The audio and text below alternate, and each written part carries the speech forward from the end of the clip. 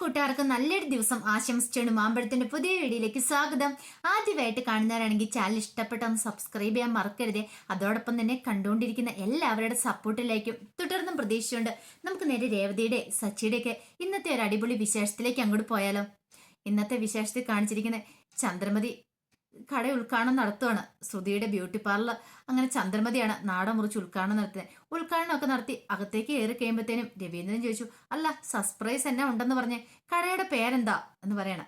അതിപ്പം കാണിച്ചു തരാം അങ്ങളെ എന്നും പറഞ്ഞുകൊണ്ട് ചന്ദ്രമതിയും കൂടെ നേരെ ആ സൈഡിലേക്ക് മാറുവാണ്. അപ്പൊ അവിടെ ഒരു കർട്ടൻ ഇട്ട് കടയുടെ പേര് മറച്ചു വെച്ചിട്ടുണ്ടായിരുന്നു. പിന്നീട് ചന്ദ്രമതി പറഞ്ഞു, അതെ ആ കർട്ടൻ അങ്ങോട്ട് തുറക്കാൻ പറയണം വള്ളിയെ പിടിച്ചു വലിച്ച്. അങ്ങനെ കർട്ടൻ അങ്ങോട്ട് മാറ്റി കഴിയുമ്പോഴത്തേനും അവിടെ ചന്ദ്രമതി ബ്യൂട്ടി വേൾഡ് എന്ന് കണ്ടു. ഇത് കണ്ടതും ചന്ദ്രമതി ഞെട്ടിത്തെറിച്ച് പോവാണ്. എന്റെ പേരോ ഇതോ നോക്കിയാണ്. അതെ, ഈ കടയ്ക്ക് ഇതിനേക്കാൾ നല്ലൊരു പേര് വേറെ കിട്ടാനില്ല. എനിക്ക് എൻ്റെ അമ്മയുടെ സ്ഥാനത്താ ഇപ്പം ആന്റി, അതുകൊണ്ട് ഞാൻ അമ്മയെപ്പോലെ കരുതി ഞാൻ ഈ പേര് ഇട്ടിരിക്കുന്നു പറയാണ്. ചന്ദ്രമതി സന്തോഷം കൊണ്ട് തുള്ളിച്ചാടുന്ന കണ്ടപ്പോഴത്തേനും രവീന്ദ്രൻ പറഞ്ഞു, അല്ല ഇതിപ്പോ അത്ഭുതമായിരിക്കുന്നല്ലോ എന്ന് പറയാണ്. പെട്ടെന്ന് സുധിയോട് പറഞ്ഞു, സുധി വന്നേ നമുക്ക് പോയി സീറ്റ്സ് ഒക്കെ എടുത്തോണ്ട് വരാമെന്ന് പറഞ്ഞിട്ട് സുധിയും മീരയും കൂടെ കൂടിയിട്ട് ശ്രുതിയുടെ ഒപ്പം അകത്തേക്ക് പോവാണ്. ഈ സമയത്ത് ചന്ദ്രമതി അടുത്തേക്ക് രവീന്ദ്രൻ വന്നിട്ട് പറഞ്ഞു, അല്ല ഇത് കൊള്ളാലോ, ഇപ്പൊ ഇതൊക്കെ കണ്ട് എനിക്ക് തോന്നുന്ന ഒരു കാര്യം എന്താണെന്നറിയോ, അല്ല നീ പണം കൊടുത്ത് നീ തന്നെ ഒരു ബ്യൂട്ടി പാർലർ തുടങ്ങിയതുപോലെ ഉണ്ട് എന്ന് പറയണം. ഇത് കേട്ടൻ ചന്ദ്രമതിയുടെ ഉള്ളിൽ സംശയം ഉണ്ടായി. സംശയമല്ല, ഒരു ടെൻഷനായി. കാരണം കള്ളത്തരം കാണിച്ചിട്ടുണ്ട്. അപ്പൊ ഇനി എങ്ങാനും അതെങ്ങാനും രവിയേട്ടൻ അറിഞ്ഞോ? എന്താ രവിയേട്ടൻ അങ്ങനെ പറഞ്ഞു നിൽക്കണേ? ഒന്നുമില്ല, ഞാനങ്ങോട്ട് വെറുതെ പറഞ്ഞോളെന്ന് പറഞ്ഞ് രവീന്ദ്രൻ അങ്ങോട്ട് മാറി നിൽക്കുകയാണ്. ഈ സമയത്ത് ഭാമ അങ്ങോട്ട് വന്നേ. ഭാമയോട് ചന്ദ്രമതി കാര്യങ്ങളൊക്കെ പറഞ്ഞു. ഭാമ പറഞ്ഞ് പ്രശ്നമാകുമെന്ന് ചോദിക്കുകയാണ്. എനിക്കറിയില്ല ഭാമേ, ഒരു പക്ഷെ അവളെ പൈസ തിരിച്ചടയ്ക്കുമല്ലോ അല്ലേ, ഇല്ലെങ്കിൽ രവിയേട്ടന്റെ ബാക്കി വെച്ചേക്കില്ലെന്ന് പറയുന്നുണ്ട്. നീ ധൈര്യമായിട്ടിരിക്കുക, സമയമുണ്ടല്ലോ, ഉറപ്പായിട്ട് അവള് തിരിച്ചാ പണം അടയ്ക്കുമെന്ന് പറയാം. ചന്ദ്രമതിക്ക് ടെൻഷൻ സഹിക്കാൻ പറ്റില്ല. രവിയേട്ടൻ എന്തെങ്കിലും സംശയം തോന്നിയിട്ടുണ്ടെങ്കിൽ എനിക്ക് അതൊന്നും ഓർത്തിട്ട് ഒരു സമാധാനമില്ല ഭഗവാനെ എന്ന് പറയാണ്. പിന്നീട് സ്തുതിയോയും കൊണ്ട് അകത്തേക്ക് കയറി കഴിഞ്ഞപ്പോൾ സ്തുതി ചോദിച്ചു, അല്ല എങ്ങനെയുണ്ട് കടയൊക്കെ ഇഷ്ടപ്പെട്ടോന്ന് ചോദിക്കുക. കട ഇഷ്ടപ്പെട്ടു, ഞാൻ കരുതിയത് എൻ്റെ നിന്റെ പേരായിരിക്കും കടയ്ക്ക് വെച്ചിട്ടുണ്ടായിരിക്കുന്ന. പിന്നെ എനിക്ക് അമ്മേനെ എടുക്കാനായിട്ട് നിനക്ക് ഭയങ്കര എടുക്കാനുള്ളതെന്നൊക്കെ പറയുന്നുണ്ട്. അങ്ങനെ ലഡുവൊക്കെ സ്തുതിക്ക് കഴിക്കാൻ കൊടുക്കുകയാണ്. അതിൻ്റെ ലഡു കഴിച്ചുകൊണ്ടിരിക്കുന്ന സമയത്ത് രവീന്ദ്രൻ അങ്ങോട്ട് വരുന്നത്. അപ്പം രണ്ടുപേരും കൂടെ ഇങ്ങനെ പ്രണയാർദ്രമായിട്ട് നിൽക്കുന്ന കണ്ടപ്പോൾ തന്നെ രവീന്ദ്രൻ്റെ ഒരു ചിരിയൊക്കെ വരുന്നുണ്ടായിരുന്നു.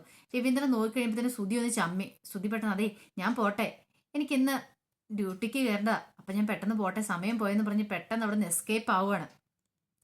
ഈ സമയത്ത് ചന്ദ്രമതിയും കൂടെ അങ്ങോട്ട് വന്നു.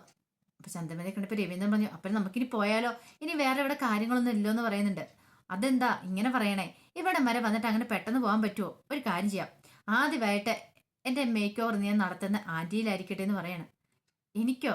അതെ, ആദ്യമായിട്ട് തുടങ്ങിയതല്ലേ, ആന്റിനെ ചെറുതായിട്ട് നമുക്കൊന്ന് മാറ്റിയെടുത്തേക്കാം. അപ്പൊ രവീന്ദ്രൻ ചോദിച്ചു, അധിക സമയം ആവോ? അധിക സമയം കൂടിപ്പോയോ ഒരു അരമണിക്കൂർ അവിടെ ഇരുന്നോ എന്ന് പറയണം. അങ്ങനെ രവീന്ദ്രൻ അവിടെ സെറ്റ് വന്നിങ്ങനെ ഇരിക്കുവാണ്. അരമണിക്കൂർ എന്ന് പറഞ്ഞിട്ട് കുറെ സമയം രവീന്ദ്രൻ അവിടെ ഇരുന്ന് ഉറങ്ങിപ്പോയി. ഉറങ്ങി ഒരു പരുവ് 2-3 മണിക്കൂർ കഴിഞ്ഞപ്പോഴത്തേനും പതുക്കെ ഇറങ്ങി വരുവാണ് ചന്ദ്രമതി ഒരുങ്ങി കഴിഞ്ഞപ്പോൾ ചന്ദ്രമതിക്ക് പോലും കണ്ണുകളെ വിശ്വസിക്കാൻ കഴിഞ്ഞില്ല. അമ്മാതിരി ഒരു മാറ്റമായിരുന്നു ചന്ദ്രമതിക്ക് ഉണ്ടായിരുന്നത്. മുടിയൊക്കെ അഴിച്ചിട്ട് നല്ല സെറ്റപ്പായിട്ട് ഇങ്ങനെ ഇരിക്കുന്ന കണ്ടപ്പോൾ ചന്ദ്രമതി കണ്ണാടിക്കകത്ത് നോക്കി, എന്റെ ദൈവം എനിക്ക് ഇത്രയ്ക്ക് സൗന്ദര്യം ഉണ്ടായിരുന്നു എന്ന്. അങ്ങനെ ചന്ദ്രമതിനെ കൊണ്ട് ഹാളിലേക്ക് വന്നു കഴിഞ്ഞപ്പോഴത്തേനും രവീന്ദ്രൻ പെട്ടെന്ന് ചാടി ഇരുന്നിട്ട് സ്തുതി വിളിച്ചു, അല്ല അരമണിക്കൂർ എന്ന് പറഞ്ഞിട്ട് ഇത് കുറെ സമയമായില്ലെന്ന് ചോദിക്കണം. അങ്ങളിരുന്ന് ബോറടിച്ചു നിൽക്കി. ബോറൊന്നും അടിച്ചില്ല. എന്തി ഭാര്യ എന്തി, എന്റെ ചന്ദ്രമതി എന്തി, ഞാൻ അവളെ ഒന്ന് കാണട്ടെ എന്ന് പറയണം. പെട്ടെന്ന് ചോദിച്ചു, അങ്ങളുടെ ഭാര്യയല്ലേ നിക്കണേന്ന് ചോദിക്കുകയാണ്. ഏത് ഇതോ? പെട്ടെന്നാണ് ഒന്നുകൂടെ രവീന്ദ്രൻ തുറച്ചു നോക്കുന്നത്.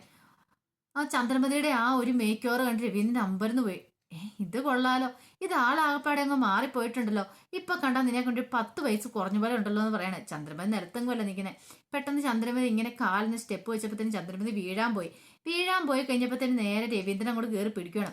രവീന്ദ്രന്റെ കൈ കുളന്നേല് ചന്ദ്രമതി ഇങ്ങോട്ടൊന്ന് കിടന്ന് നോക്കുകയാണ്. നല്ല റൊമാൻറ്റിക് ആയിട്ടൊരു നോട്ടം. കുറച്ച് സമയം അവരങ്ങനെ നിന്നു. ഈ കാഴ്ചയാണ് ഇപ്പൊ ശ്രുതിക്കും മീരയ്ക്കും വരെ ഒരു ചമ്മലൊക്കെ ഉണ്ടായി. പിന്നീട് ചന്ദ്രമതി നേരെ നിർത്തിയിട്ട് രവീന്ദ്രൻ പറഞ്ഞു, അല്ല ഇത് കുറച്ച് കഴിയുമ്പോൾ അഴിച്ചു കഴിയുമ്പോൾ ഇതങ്ങോട്ട് പോകത്തില്ലേ നിൽക്കുക? പോകും, ഒരു കാര്യം ചെയ്യാം, ഞാൻ നിന്റെ കുറച്ച് ഫോട്ടോസൊക്കെ എടുത്തു വെക്കട്ടെ, ഇടയ്ക്ക് നമുക്ക് കാണാലോ എന്ന് പറയാണ്. അങ്ങനെ രവീന്ദ്രൻ പല പോസിലുള്ള കുറെ ഫോട്ടോസൊക്കെ ചന്ദ്രമതിയുടെ എടുക്കുകയാണ്. പിന്നീട് കാണിക്കുന്ന സച്ചി വാഴത്തോട്ടത്തിനകത്ത് ഇങ്ങനെ കളയൊക്കെ പറിച്ചുകൊണ്ടിരിക്കുന്ന സമയത്താണ് രവീന്ദ്രന്റെ കോള് വരുന്നത്. അപ്പൊ സച്ചി കോൾ എടുത്തു, എന്താ അച്ഛാ? എന്താ പറ്റി? ഒരു വിവരം ഇല്ലായിരുന്നല്ലോ. ഇങ്ങോട്ട് വന്നതിന് ശേഷം അച്ഛന് ഇച്ചിരി വിളി കുറഞ്ഞിട്ടുണ്ടോ എന്നൊരു സംശയം. അത് മോനെ ഇച്ചിരി തിരക്കല്ലായി പോയ അതാ. അച്ഛന് തിരക്കോ? അത് കൊള്ളാലോ. വീട്ടിൽ വെറുതെ ഇരിക്കുന്ന അച്ഛനെ എന്ത് തിരക്കാ അച്ഛനുള്ളതെന്ന് ചോദിക്കണം. അല്ല, നിനക്ക് അവിടെ സുഖമാണോ? സുഖമാണോന്നോ? പരമാനന്ദ സുഖമല്ലേ. എന്നെ പുറത്തേക്ക് ഒരിടത്തും അച്ഛമ്മ വിടുന്നില്ല. ഇവിടെയാണെങ്കിൽ കെട്ടിയിട്ടൊരവസ്ഥയിലാ. അതേടാ, നിനക്ക് അത് തന്നെ വേണം.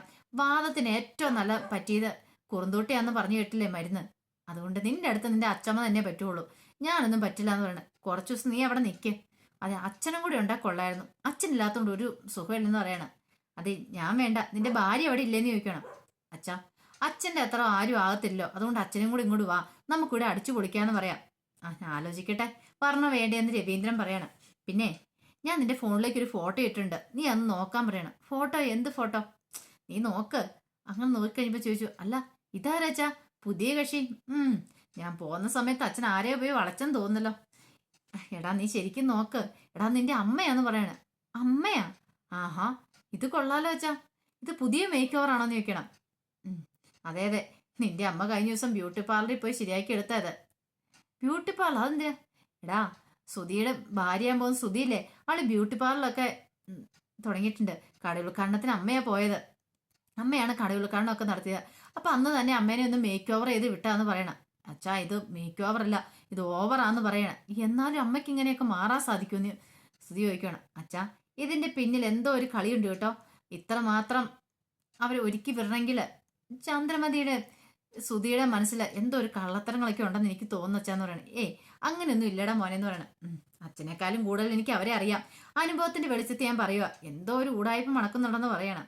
ശരി ശരി അച്ഛാ, അടുത്ത ദിവസം ഇങ്ങോട്ട് വന്നേക്കണം എന്നൊക്കെ പറയാം. വന്നേക്കടാ, നീ അവിടെ ഇരിക്കാൻ പറഞ്ഞ ഫോൺ അങ്ങോട്ട് വെക്കുവാണ്.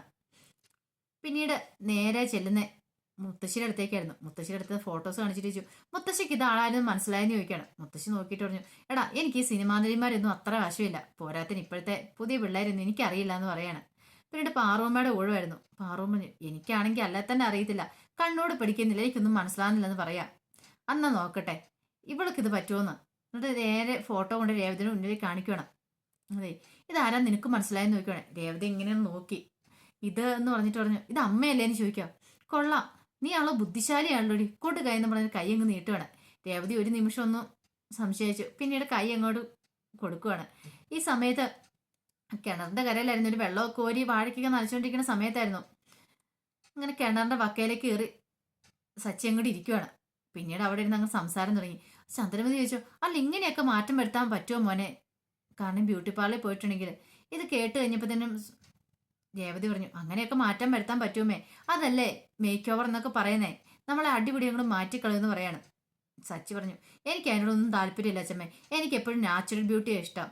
മുഖത്ത് പൗഡർ പോലും ഇടാതെ നല്ല നാച്ചുറൽ ആയിട്ട് നടക്കണം, അത് ഏറ്റവും ഭംഗി. കണ്ടോ, ഇവളെ കണ്ടു നോക്ക്, ഇവളെ വല്ല പൗഡറും മേക്കപ്പോഴും ചെയ്യാറില്ലല്ലോ, അവൾക്ക് എന്ത് ഭംഗിയാന്ന് ചോദിക്കുകയാണ്. രേവതിയുടെ മുഖത്തിന് നാണമൊക്കെ വന്നു. പാറു അമ്മയും കലാവതി മുത്തശ്ശിയും പരസ്പരം നോക്കുന്നുണ്ട്. അപ്പൊ സച്ചിക്ക് കാര്യങ്ങളൊക്കെ മനസ്സിലായി തുടങ്ങിയിട്ടുണ്ട്. പാറുമ്മ ചോദിച്ചു, അല്ല മോനെ, ഇതിപ്പോ നമ്മൾ മേക്ക് ഓവർ ചെയ്ത് നമ്മൾ അടിമുടി മാറ്റുമെന്നല്ലേ പറഞ്ഞേ, അന്ന് എന്നെ ഒന്ന് മാറ്റാൻ പറ്റുമെന്ന് ചോദിക്കണം. അതിലെന്താ, പാറുമ്മനെ മാറ്റാലോ. അതെ, എന്നെ മാറ്റേണ്ട എന്തോ ഒരു താരയുണ്ടല്ലോ, ആ താരയെ പോലെ എന്നെ ആക്കാമെന്ന് ചോദിക്കണം. ഒരു സിനിമാ നടി താരം? അതേത് താര? നയൻതാരയാണോ സച്ചി ചോദിക്കണം. അത് തന്നെ. അതെ പാറുമ്മ, ഒരു കാര്യമുണ്ട്, അതിനകത്ത് ഒരു പ്രശ്നമുണ്ട്. നയൻതാരയെ പോലെ അച്ഛമ്മേനെ ആക്കാൻ പറ്റില്ല, പാറുമ്മേനെ ആക്കാൻ പറ്റില്ല. പക്ഷെ നയൻതാരയെ വേണേ പാറുമ്മേനെ പോലെ ആക്കാൻ പറ്റുമെന്ന് പറഞ്ഞേ. ഇത് കേട്ടപ്പോ മുത്തശ്ശി പൊട്ടിച്ചിരിക്കുകയാണ്. ഈ സമയത്ത് സച്ചി പറഞ്ഞു, അതൊക്കെ ശരി തന്നെ. പിന്നെ മുത്തശ്ശിക്ക് ഇനി അവിടെ പോയി ഇങ്ങനെ വല്ല മേക്ക് ഓവർ നടത്തണമെന്നുണ്ടോന്ന് ചോദിക്കണം. ഒന്ന് പോടാ അവിടുന്ന്. പിന്നെ ഞാനിപ്പോഴും മേക്ക് ഓവർ നടത്താൻ പോയി എന്റെ നല്ല തല്ല് മേടിക്കുന്നു പറഞ്ഞുകൊണ്ട് സച്ചി എടുത്ത് കൈ ഒങ്ങി വന്നപ്പോഴത്തേന് സച്ചി ഈ അച്ഛമ്മയുടെ ഒരു കാര്യം എന്ന് പറഞ്ഞുകൊണ്ട് ഇനി ചാടുവാണ്. ചാടുമ്പത്തിന് പെട്ടെന്ന് അങ്ങോട്ട് വേച്ചു പോയാ കിണറ്റിനെ അങ്ങോട്ട് വേച്ചു പോയപ്പോഴത്തെ രേവതി ഓടിപ്പിടി വന്ന് സച്ചിനെ അങ്ങോട്ട് പിടിക്കുവാണ്. സച്ചി അമ്പരന്ന് രേവതിനെ നോക്കി. അവരുടെ കണ്ണും കണ്ണും തമ്മിൽ കൂട്ടുമുട്ടി. ഒരു പ്രണയം രണ്ടുപേരുടെ ഉള്ളിൽ ഉണ്ടാകുന്നുണ്ട്. രണ്ടുപേരും കണ്ണിക്കണ്ണ് നോക്കി ഒരു നിമിഷം നിൽക്കുകയാണ്. ഇത് കണ്ട് പാറുവമ്മയും മുത്തശ്ശിയൊക്കെ സന്തോഷിച്ചുകൊണ്ട് നിൽക്കുകയാണ് ഇവരുടെ പ്രണയം. കാരണം രേവതിക്കും അറിയാം, ഇപ്പൊ സച്ചിക്കും അറിയാം തങ്ങൾ പരസ്പരം സ്നേഹിക്കാൻ തുടങ്ങിയിട്ടുണ്ടെന്നല്ലേ. അപ്പൊ അതിന്റെ ആദ്യ പടികളൊക്കെ അങ്ങനെ നടന്നുകൊണ്ടിരിക്കുകയാണ്. അതിന്റെ വിശേഷങ്ങളൊക്കെ എന്ന് കണ്ടത്. ഇതിന്റെ ബാക്കി വിശേഷങ്ങളുമായിട്ട് വൈകുന്നേരത്തെ പ്രമോയി വരാട്ടോ. ഒരിക്കൽ കൂടി എല്ലാവർക്കും നല്ലൊരു ദിവസം ആശംസിച്ചു നിർത്തുന്നു. നന്ദി.